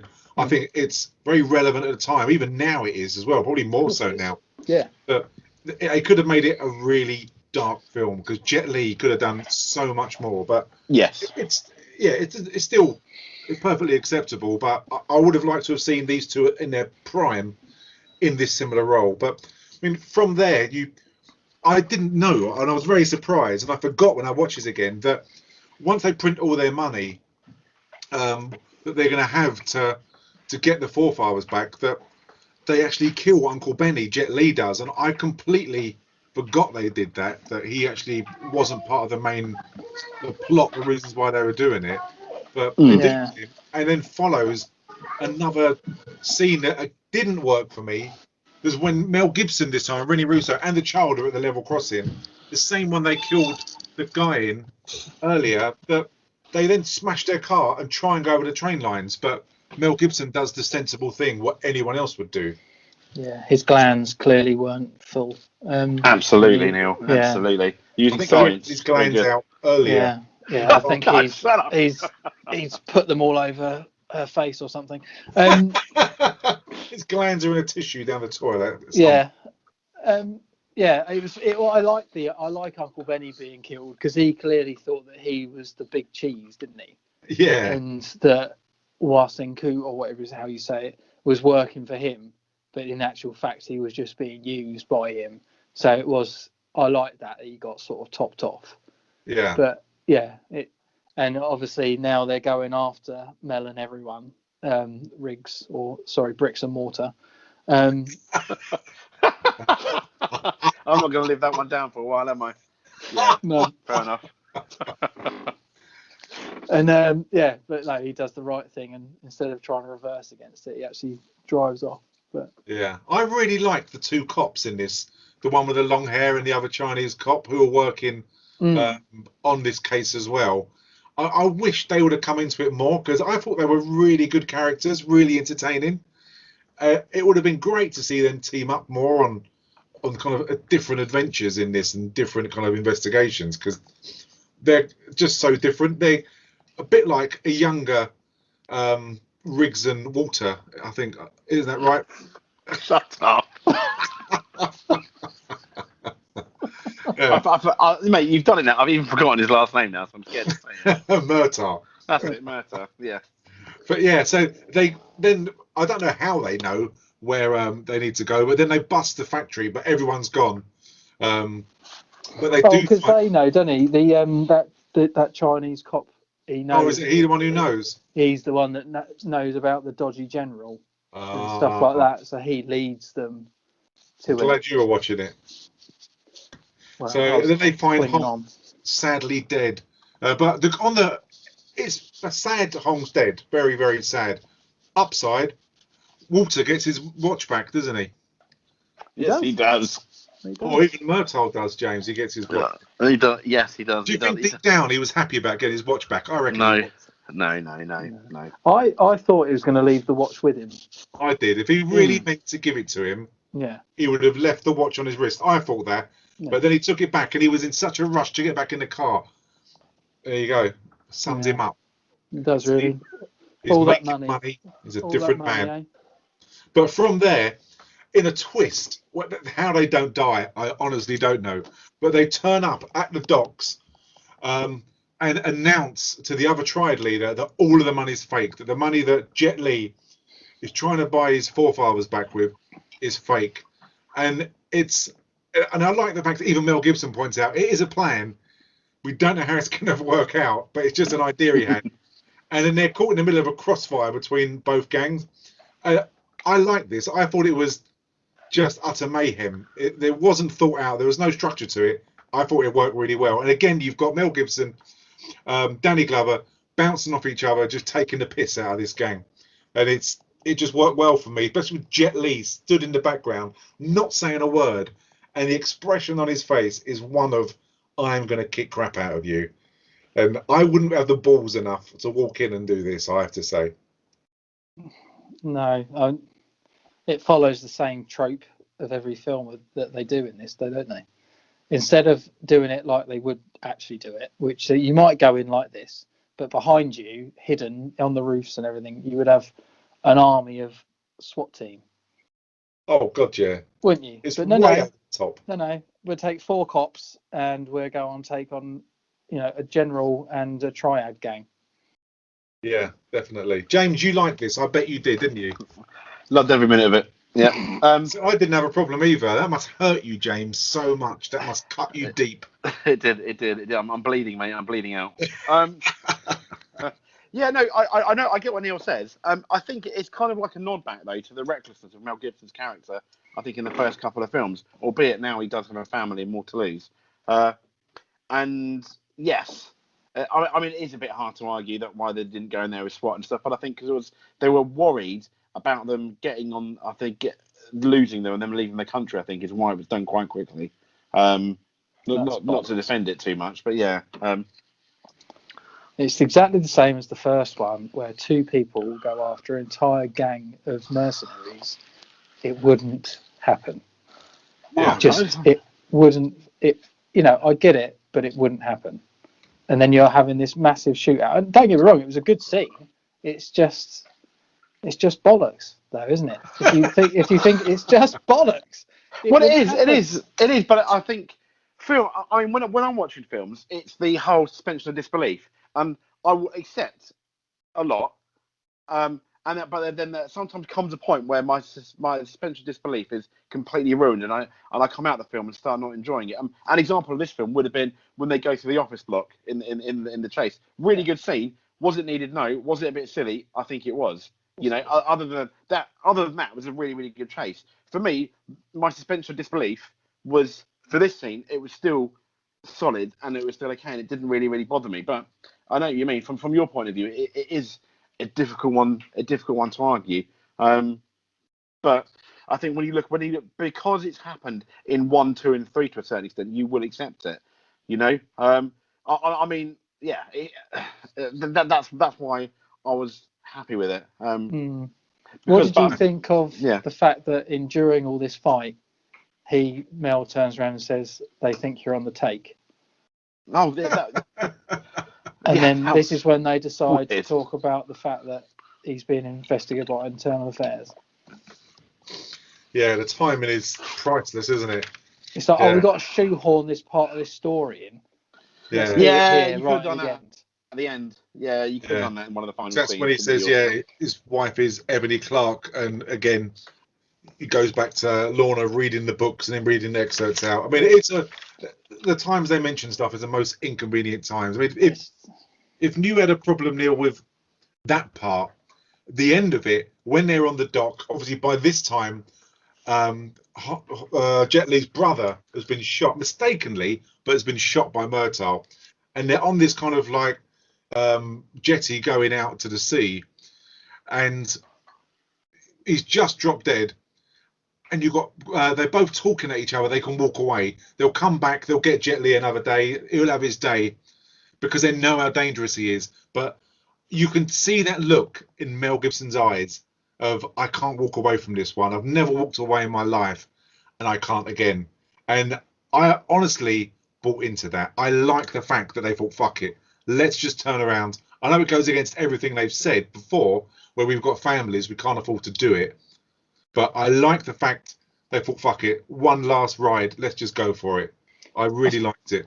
Yeah, I think the way I looked at it, and obviously it wasn't portrayed this way, is that he's so dangerous. He's already burnt his house down and everything else like that. If they had just walked away from him, he knows where they are. He's going to come and try and kill them. Yeah. Isn't it? They can't walk away from him. I didn't think about that. No, they probably can't, can they? No.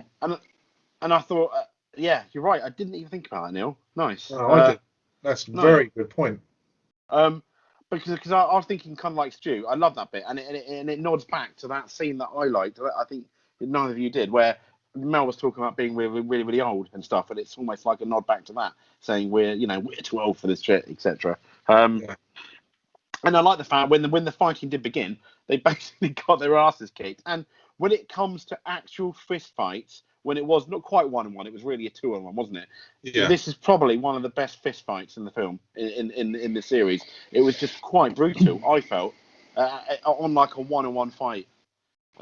Did you think I like Gary Busey's one in the first one? Oh yeah. Yeah, it was good. What the fight that would never happen, but it was allowed to. Cheered on. Yeah. I mean, again, it's I like this. Don't get me wrong. It was a great scene. It was really well done. But there's a moment in it where they both tackle him at once and they put him on his arse, and then they decide to do the typical thing in martial arts films where they all attack him at one after the other. Yeah.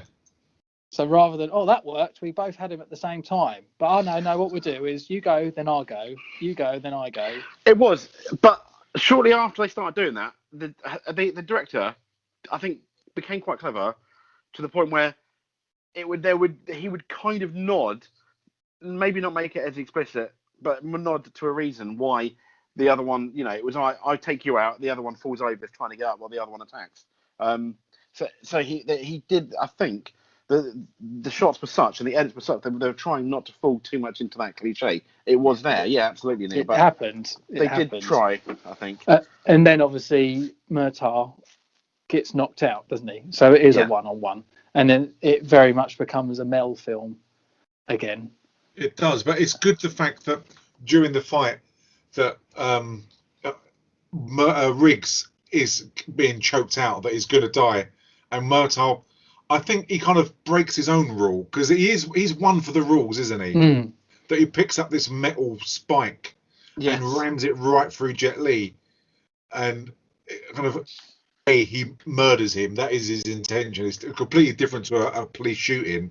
Yeah. And Mel Gibson then, obviously, he gets taken out, so Mel Gibson's turn to get up, and he picks him up. And it's funny, because when he drops him in the sea, I expected to see from Lethal Weapon 3 that Patsy Kensitt's still dead, chained down there. Not decayed at all, because she's completely made of plastic. Yeah, Lethal Weapon 3. But I've not looked on the internet, but they're fighting, and he picks up, it looks like an AK-47, and he fires about 10 shots into Jet Li, killing him underwater. Yeah. Would that work? Would that, if a gun is underwater like that? I know the AKs are very good guns, which is why everyone buys them. But would that fire underwater like that? And would it have enough jet propulsion to go through him? That close it would. If it would have fired at all, I don't know. But at that close range, I'm sure it would have done. Because there are a few guns. This is where James knocks John Wick. But in John Wick, this guy picks up a gun to shoot John Wick. And because he's underwater and the type of gun it doesn't actually fire, and John Wick takes him out. It's because they look at things and they study things, unlike this film. So there you go. But so once he climbs up, he hangs onto this metal. I don't know where this concrete thing comes from, actually, which gives away, and he's trapped underwater. And by pure telepathy alone, that he can sense where Murtaugh is Riggs is underwater. It's extremely clever, isn't it? Oh, it's brilliant. I like the fact that when he shoots Jet Li, when he dies, he looks like he's got the facial expression of someone that's stood on Lego. Or even toys on the stairs. Yeah, or a piglet. That was the look James had on his face earlier. It was. Yeah. He's just underwater, so he couldn't say fuck and all that.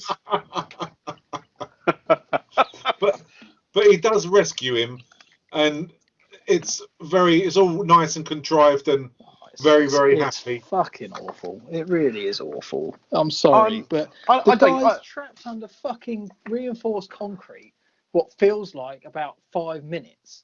Now, unless Mel has become some super diver as well as runner, maybe his lungs are really good because the amount of running he does. I don't know, but there's no way on earth that he'd be able to hold his breath for that long whilst trapped under reinforced concrete. It is very far-fetched. Well, when you say that, the average person has approximately, on average, if they have to, I think about 2 minutes worth. I think the record is about 24 minutes. 24 minutes? Yeah. That's those pearl divers, isn't it? They're incredible, aren't they? Yeah. Oh, maybe he's a pearl diver in his spare time. He does live near the beach, obviously. No, I'll take it back. No, you're right. No. There you go. I know what you mean. I think, sometimes maybe you can get so close to someone, such good friends with someone, that you can, like feel their presence, etc. They say we only use a certain percentage of our brain. This could have been a superhero origin story, couldn't it? So do you think he's turned into Lucy and he's now using? Yes. Having said that, of his brain. You did see that, but then he also saw that when he was looking around, there was that shot with him at the end of the jetty where he did kind of look at the end of the jetty and realise, oh, that's a fair bit of it's missing, and he put 2 and 2 together. I think you're giving it so much credit, honestly. I really do. I think Lethal Weapon 5, it's going to start in, they're going to be with Professor Xavier. You having a drink, Jay? I am having a drink. Was it really loud? I've got to the bottom of my bottle. Sorry. I would fucking hate to sit next to you in the cinema. I would smack you in the face, seriously. What do you mean? What do you mean? Well, I can hear everything you're doing. You must have like the most sensitive microphone in the world. No, I he's know. I doing need it to sort right it out. next We to the need. microphone, isn't he? I He's probably am just doing it. Unbelievable. But so the next scene is where he's at his wife's grave. He can't. I know his wife passed away, but he can't let her go. He's been through Patsy Kensit, through Rennie Russo, but he can't let her go. And it's weird. He's asking his dead wife, should he marry Rennie Russo or Lorna Cole, as she is in this film. And then out of the blue, I don't know why he's being followed, but Leo Getz turns up and tells a story about a dead frog he had when he ran over on a bike, and that he was my only friend, and you guys are my family. It's really weird place to have this story, and that it doesn't fit in. It does. It isn't. It isn't. I think, Stu, because yes, when you look at the other three films, absolutely, it is really weird. But I think when they made this, they pretty much knew or felt that this would be definitely the last Lethal Weapon film, and I think it helps round everything off with him marrying Renee, finally getting over his wife properly. I don't think she wasn't alluded much in number three, was she really? But yeah, and I think it gives Mel Gibson closure, which is why I think it's nice that they put it in. Oh, he needs that closure. Completely agree. I didn't have a problem with the closure bit because he needed to do that. It's been mentioned so many times through the pen that he gave her or she gave him. So I completely appreciate that. It's just if you are going to put these into films, then I know they were kind of acting it as they were writing it a lot of the time. That it's just a really poor way of doing it. And when you think you've got someone of Richard Donner's caliber, and to a certain extent Shane Black, they must have looked back on this and thought, I wish we would have put that part of the story in this film in a different way. They had so many opportunities to do that. Yeah. It could have been anything, but they choose a frog. It's just terrible. It really is. And the hospital scene is just padded out. And having a wife who works in the NHS and in maternity as well, when you see people screaming, being abusive to the staff because she wants to get married and telling them F fucking this and stuff like that, it's just, I don't like it. She wants to get married, so what? Big deal. She wants to get married before a baby. It's nonsense. It really is. Again, it's poor writing. But these good actors are wasted on this poor writing. And it's the rabbi as well, isn't it? And he doesn't know what he's doing, and it is awful. It is just, the film is suspect anyway, and then they add this to the. I know they're trying to bring it all together, like you said, James, that they're trying to, do all the things to make the characters sit, and you're all happy with it. But this is terrible. It's I was cringing watching this, and I was hoping it would just end. You would. Honestly, it was awful. I wanted the hospital staff to kick her out on the street and set the baby on the street. Yeah, that's it. I was hoping the rabbi would just say, "Fuck off, love. No, go and have your baby." Yeah. So tell us how much you love this, Jay. Go for it. I love it, mate. I mean, I love it. I love this film even more now. I mean, despite the fact that you clearly diagnosed yourself with misophonia. Listen, what have you been googling whilst we've been talking? What's misophonia? I know. I was trying to mention this to Stu, but he can't. Misophonia is if noises like chewing or swallowing drive you mad, you may have misophonia. You know I've had that for years, though, don't you? I know. I know. That's how I know. My misophonic friend. Tonight, it really is. It's awful. Pardon? I've had. I think one of my other colleagues had done it. Had it. Was didn't like chewing and stuff to the point where I think I ended up. Obviously cars now you can Bluetooth stuff. Yeah. And play. I basically just played people eating on the Bluetooth really loud to the point where at some point he I think he was driving. He stopped the car and walked out because it was a woman eating a gherkin, like a really crunchy gherkin. It was horrible. I didn't like it, but I knew he'd like it less. That's why I did it. Sick man. I wish I could have done that to you too, but no. You're right, Stu. He is a bully. Yeah. I know. I really enjoyed the film. For me, 3.5 out of 5, easy. I thought it was the third best Lethal Weapon. I think Lethal Weapon 3 is the Are we there weakest. already? Are we? To me. Blimey, yeah, we are. Are we? Oh, We're sorry. I wrapping thought. up. Sorry, I James. thought we were. You've got something to go. Oh, apologies. No. I don't. So.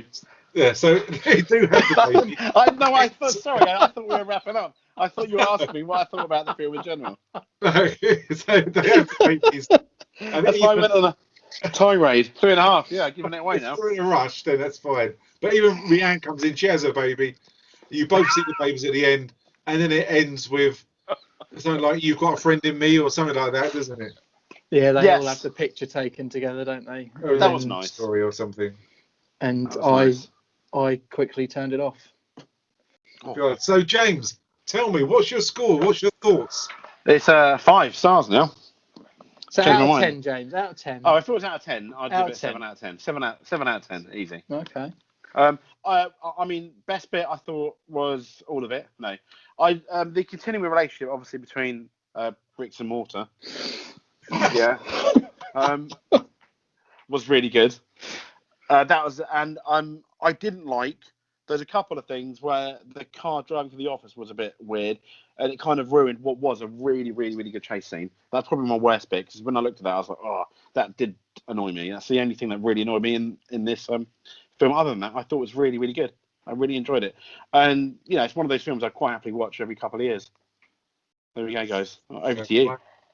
Okay, I'd give this 6 out of 10, and probably the best bit for me, I like Jet Li in this. I think he's very, very good. I think he makes the film better than it would if he had some other baddies. I mean, I'm so glad Jackie Chan didn't do it, and I'm so glad Eddie Murphy didn't do it. But I think the worst bits for me possibly are just the padded out scenes where there is no payoff whatsoever. I didn't like the scenes with because they're not used properly. The scene with Murtaugh and Hong, I like the fact they had dialogue, but it was a terrible writing. It wasn't used properly, and I think Murtaugh hasn't been done justice in this film. And I don't think he's been done justice in all the films, to be honest. I think he could have done a lot more screen time. But it's just it's a nice way to end it. It's always hard to end a series, isn't it? To end a franchise, because you've done so well, and when it's so successful, you're really on that tightrope of it's either going to be a brilliant ending or it's going to be shit. That's really what you're left with. And I don't think they did it very well, but I thought it were great films. I think first one's the best. I think it goes downhill. It's 1, 3, 2, 4 for me. That's the order. Yeah. I'd give it 4 out of 10. Whoa! At a push. Oh! I wouldn't recommend it to anyone. Oh my God.